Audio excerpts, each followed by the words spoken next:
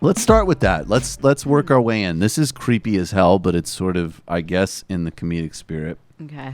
So, Putting my it's actually not. It's actually money bag shirt on. This is actually maybe a window into something kind of dark. Yeah, you might want to take your money bag shirt off after this. So, this guy, Mark Judge, and I actually just want to stipulate, right, like, quasi-serious point here.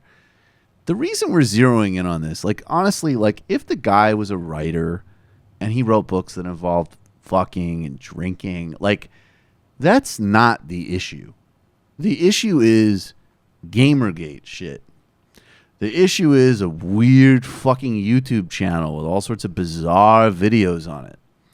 The issue I wasn't even aware of this. Yeah, the issue These is have since been deleted, by the way. The issue is writing for the Daily Caller. The issue is saying like, well, I felt guilty about being racist essentially, but then I convinced myself in my own head that a black person stole my bike and then didn't feel guilty anymore. Didn't he also have something about like sometimes women want you to like show them your male uncontrollable? There's a beauty to uncontrollable male passion. So my point being is like sounds like Louis C.K. I think Louis would have the class to not suggest that any part of what he was showing. I guess it was uncontrollable. I don't think any other part. But the point being, would you like me to read it? Yeah, but read it because I think it is actually like important to underline. Like this isn't just like it's not like, oh, Brett Kavanaugh's friend wrote about sex. It's like Brett Kavanaugh's friend wrote about sex in very specific, potentially illustrative ways. May I interject and tell me if I'm wrong Please. And kind of reading this wrong? Yeah. Because part of what's happening here is that you see the very typical kind of pattern emerge immediately. I was on MSNBC this weekend and we were supposed to be talking about something completely different. And they were like, we're going live in 30 seconds. The Washington Post just broke, the lady just came out and like we had to talk about it. And immediately on that panel, people started raising questions about her and her credibility. And like, we're going to have to find out who she is. And so like, that's the cycle that we're going through now. Mm-hmm. Again, all the questions of like, well, was she drunk? And why did she wait so long? And who hasn't done that when they were in prep school and they were 15 and they were drunk? Which are all completely bullshit, I'm just trying to say, I said before, I was on TV the other day and this dude is like, Michael, you want to be judged by everything you do in high school? I was like, dude, no. Hold me and to the I rapes. did a lot of shit, but I will absolutely be held to the did not put my hand over a fucking woman's mouth standard. And hold her down. Yeah, and hold her exactly. down and crank me. Like, what the fuck That's is not the just matter like with your you, average dude? poor decision making in high school. No. But is it fair to, like, Mike Judge is obviously not somebody who at this point is a good character witness for Brett Kavanaugh by any means, but like, did they stay friends? Can we judge him based on the fact that he was like friends with some guy who turned out to be a major douchebag later in life? Okay, so I have one like genuine answer for you and one that's just like operative. So my genuine is, it actually does seem, because part of this guy's writing is like a memoir of literally drinking himself into oblivion and doing all sorts of stuff in prep school. So you could say the friendship and the culture sheds a light on something, and I think you can make a credible case. The second point is my philosophy. Like, I am not ceding an inch to these motherfuckers. And if it helps to destroy this guy's brand through association with this guy, I'm on it. I guess. But it's just like, I don't know, if I got blacked out with somebody in high school that I've never spoken to again since, and now they're like, you didn't get blacked out. Gnarly white supremacist or whatever. No. I'm not comparing if you were somebody to that. who hung out with well, yeah, I know you're not, but I'm saying like if you were on the Supreme Court, that stuff would come out. You know what I mean? And maybe some of it would be legit. I don't know. The things I've said on this podcast alone have completely right. They would say completely like ruined my future. Look at your association. I think there's some other associations that might have more implications than. No, it's true. You've said the worst things on this podcast. It's horrible. But I'm just saying, like, no. Yeah, I mean, I guess that's my broader point, though, for better or for worse, is I don't give a fuck what's fair to Brett Kavanaugh. Fuck him. Yeah. Well, it's just that, like, you know what I mean? But has Mike Judge tried to? And you have to forgive me that I haven't been like totally. Is it Mark? Mark? I'm so sorry. I make that mistake all the time. If I didn't have it in front of me, I I'd do it too. My bad, Mike. He hasn't said anything regarding the Kavanaugh stuff. Yeah, he said first. Yeah, his Yeah, this is story also has Okay, sorry changed. guys, I'm No, it behind. doesn't matter. It doesn't matter. A lot Basically, of he people said he don't didn't know. This is recall, weird. and now he's denying that it happened. But he also doesn't want to testify. And Christine Ford has said she wants the FBI to investigate first. So I think it's basically like, the FBI probably should investigate, right? Like first before they. Why not? But it's a weird reaction, right? That is a weird. I mean, we pointed this out at the time. If somebody accused you of this type of thing and it did not happen, your first response would be, I don't happen. recall. It'd be absolutely, I did not do that. Yeah. Period. And Case closed. And if you were being falsely accused, you'd be like, okay, I'm glad she put one of my buddies in the room there with me. So now I got a witness for me on my side, right? Like that's not something that somebody faking an allegation would do. Right. And then I think to go from I have no recollection to this didn't happen is a weird progression. That's very highly questionable. Yes. We'll get to the definitely. more serious stuff in a second, but I'm sorry. I do want to bring this guy out. I think he should be brand associated with Brett Kavanaugh. And I think the fact that he is actually like a right-wing reactionary writer, and you'll read that quote in a second, I'll is read it part over and the parcel video of here. this whole Republican Party. Mm-hmm. So let's watch this video because it is just weird. So over this video, I'm going to read this is from a review of Hard Case Crime, a Pulp Fiction sort of like bodice ripper sort of thing. Oh my God. And this is a review that he wrote for that. So I'll just read that while this goes So the on. best defense this guy has is he's probably still a virgin. To make it alright. Says, of course, a man must be able to read a woman's signals. And it is a good thing that feminism is teaching young men that no means no and yes means yes. All right, we're on safe ground so far. But- Mark. There's also that ambiguous middle ground where the woman seems interested and indicates, whether verbally or not, that the man needs to prove himself to her. And if that man is any kind of man, he'll allow himself to feel the awesome power, the wonderful beauty of uncontrollable male passion. Hard Case Crime of Pulp Fiction and Pulp Fiction in general is not about controlling and hurting women, although there's some of that. It's an expression of authentic male passion, of sweaty sexiness in a world of pajama boys, government-mandated health food, and reactionary conservative blowhards. So Wait, what's a pajama boy? that's a Gorka thing. But anyway, this video is. Oh, no, I'm just curious. Yeah, explain Pajama Boy. Oh, I've just heard Gorka say that. Yeah, I've heard. I guess that's like people who wear pajamas. Is this a and- right wing thing? Or Yeah, it's like, a Or right-wing is this the thing. way they see like snowflakes? Is like snowflake bros just wear pajamas when they go to bed because they have to hide The their era of the sexuality? pajama boy is over. I think his point was, yeah. If anybody- amazing if is anybody has- I literally picture Gorka like in pajamas, exactly. like applying his goatee and like Monogrammed eating like pajamas. eating like Crisco. Well, yeah, if anyone's gonna wear pajamas, it's Right. that side. That thing. And I do say thing. And I do say subhuman. And I do say freak. And I do say mutant. It's really weird that he has a whole YouTube like page full of dozens of videos that are just stills of like slow music and women sort of staring at the camera.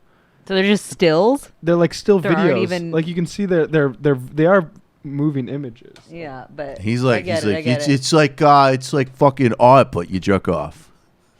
But first of all, where's that money coming from? Because he's not getting views on it. No. Like what's going on there? Oh, he Hey, produced- Mom, he I need produced more these money videos? from the Yeah. funds. Wait, he produced that? Are you sure Yeah, they're not just like random images No, he he- found? and I'm pretty sure he Well, yeah, produced but them. that 'Cause would he be well, they were up on producing. his page unless he got them from Yeah, somewhere. but He's like doing you the don't have to have mashup money to himself. like produce a video that's just a couple moving. Well, I think he's stills. hiring actresses Yeah. and just Oh, saying, really? "Hey, just let me video you." You just- Alona, if They're I really knew that you were intense. going to be a spin doctor for Mark Judge. I just want the facts. Oh, you just want to ask questions, huh?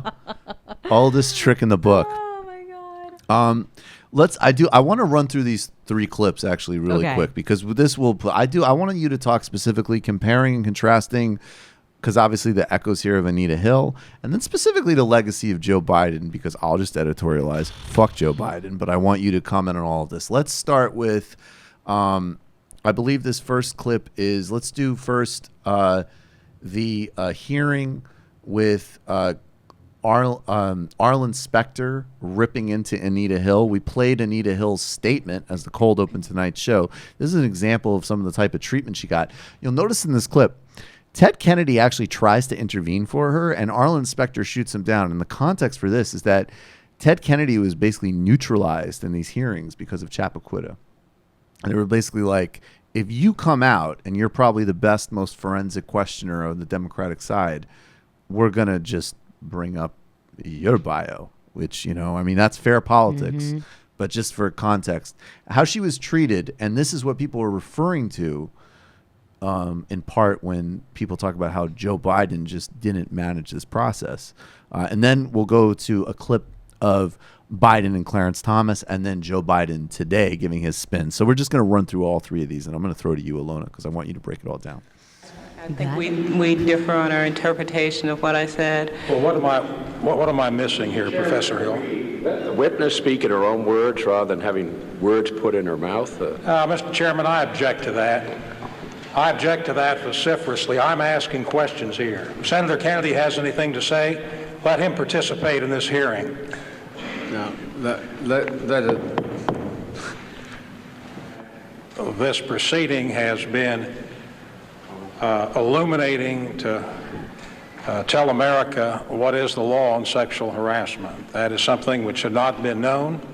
I just would have wished in retrospect that we had done this earlier and that this educational process had not come in this forum on a Supreme Court nominee at this stage.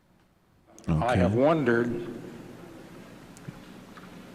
about the quality of those explanations, candidly. But there is no description for this entire proceeding other than a tragedy. Okay, so that's him. And he relentlessly went into her credibility. He implied that she did all of this because she was jealous and because she wanted to be with other men. It was really dirty shit. This is Clarence Thomas's height of melodrama here. The only time he's ever actually talked, as far as I know, about racism in American life. Something is dreadfully wrong with this country when any person in this free country would be subjected to this. This is not a closed room. There was an FBI investigation. This is not an opportunity to talk about difficult matters privately or in a closed environment. This is a circus. It's a national disgrace. And from my standpoint, as a black American, as far as I'm concerned, it is a high-tech lynching for uppity blacks who in any way deign to think for themselves, to do for themselves, to have different ideas.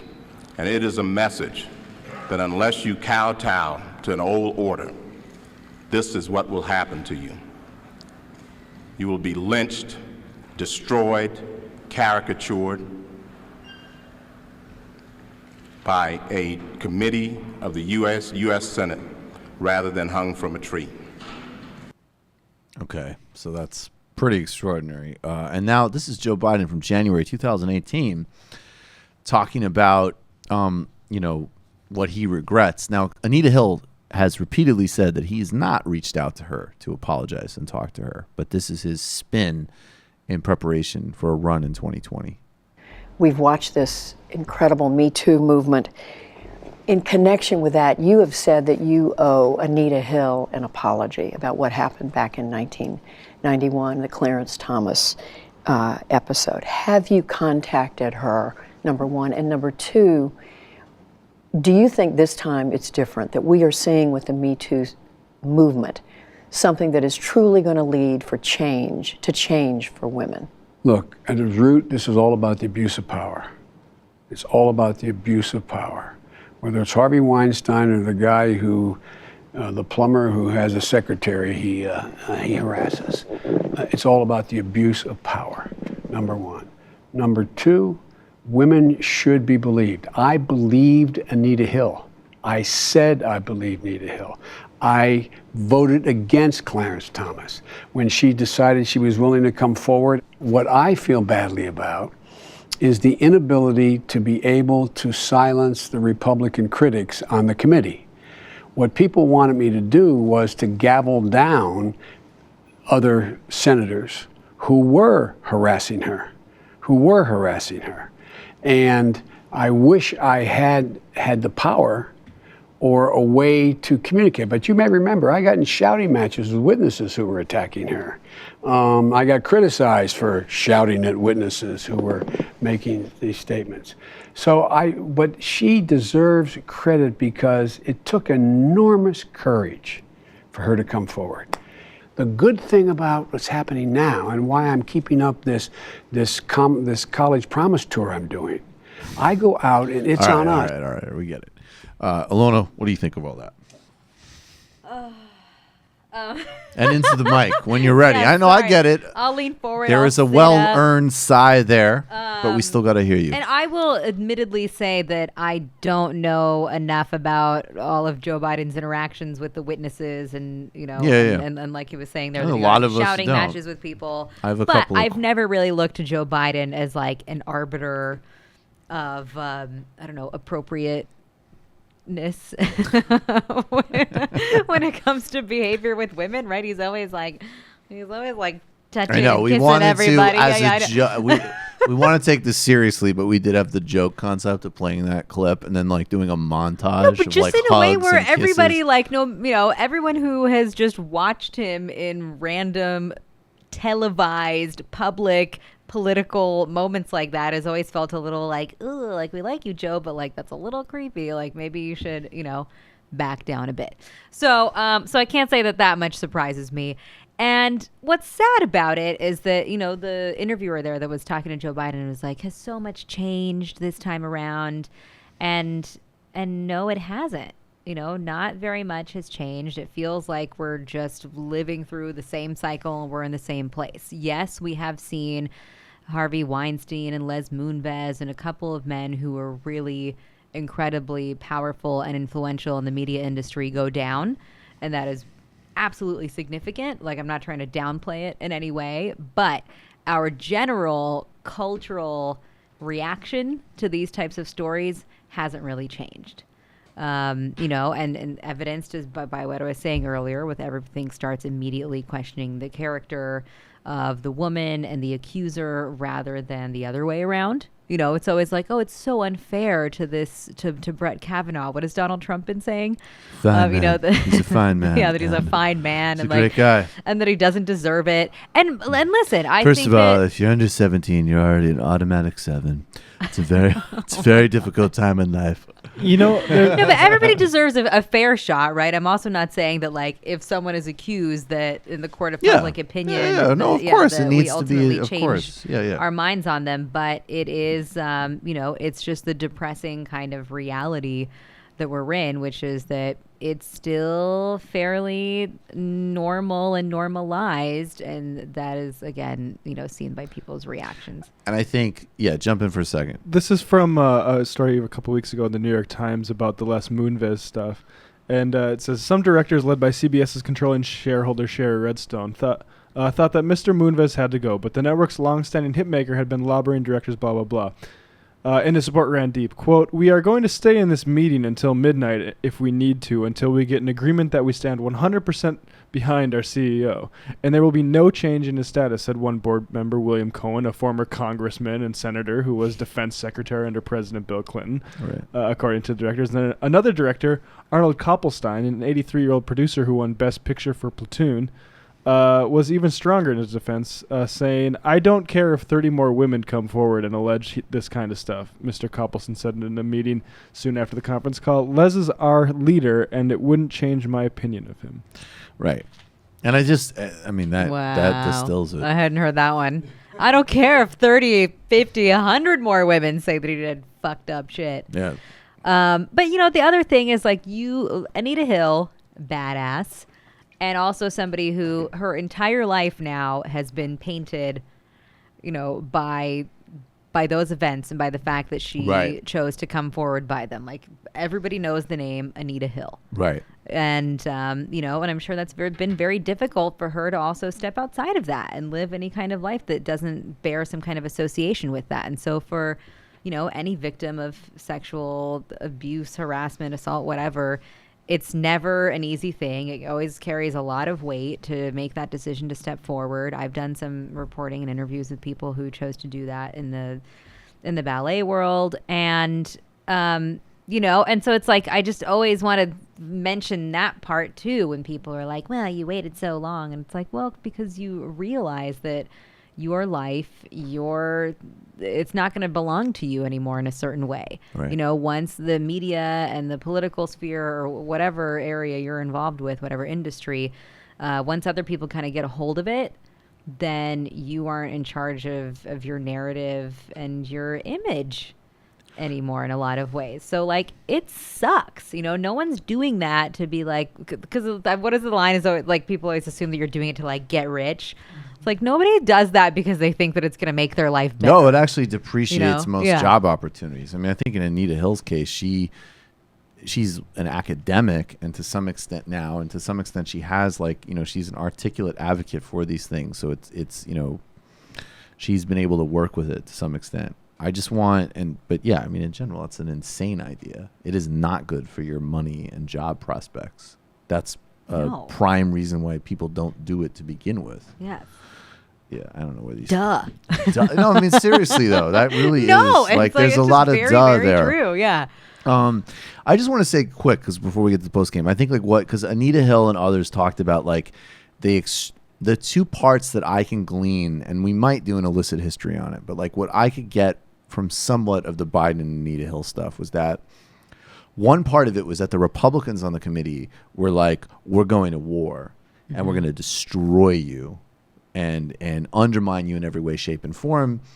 In some ways that would apply today, because if you're, it's just like, is it true or not? But other ways in which we could even just say on a popular discourse level a couple decades later, like, whoa, that's a totally insane sexist line of questioning and attack. And Biden didn't respond in kind. And also that even he himself demonstrated a very bizarre and kind of like tone deaf way of questions. So I just want to say, like, just briefly, I'm going to quote one line from this Washington Post piece called Joe Biden's Disastrous Anita Hill Hearing, a Sexual Harassment Inquisition. And he said, if you can, to the best of your ability, Biden asked at one point, I'd like you to recount for us where each of the incidents that you mentioned in your opening statement occurred, physically where they occurred. And then he went on to sort of ask these other, relatively trivial sort of like side questions that didn't get to, like, even if you were questioning the credibility of what she said, which wouldn't be his job, they just seemed kind of like bizarre, sort of off-focus ways of kind of like eliciting more secondary information and not getting to the heart of the dynamic that she spelled out quite articulately. That's what they're doing with the cold open. That's what they're doing with Ford, because they're Right. trying to trip her up on the metadata, and if she gets one of those things out of place, then it's like, well, she's definitely lying about it. Right, and that's the game that they're going to play. So why would Biden play it when he's supposedly having her back? Right. That's part of the critique of it, but that's the sort of general bullshit. We're going to get to the post game. Which one last note on that too is I feel like a lot of the attention has been on, like, what are Susan Collins and Lisa Murkowski going to do? When it comes to the people who actually are going to be voting on Kavanaugh, and it's like, why is it up to the women? Well, because they're literally the only swing votes. Like, they are. Not necessarily. Jeff Flake, Bob Corker, both resigning. I mean, come on. Jeff Flake has like made a whole, Jeff Flake end of career like siren song about like, how wrong the Republican Party is. But not in any real way. He's a snake in the grass. Of course not in any real way. But so I'm he's going to vote to confirm Kavanaugh if it is, purely because he wants a Supreme Court that will permanently roll back workers' rights, economic rights, women's rights, and he'll do it. Just as he's voted for 99%. But again, we're acting like it's a woman's issue too. No, but not only because Murkowski and Collins are the only so-called swing votes, No, also but they just are, because we though. expect women to be the only ones to respond in a certain way. Why shouldn't every No, single but this was senator always the and case their with voting record be something that we majorly question if if this is a story that's true and if they don't respond to it.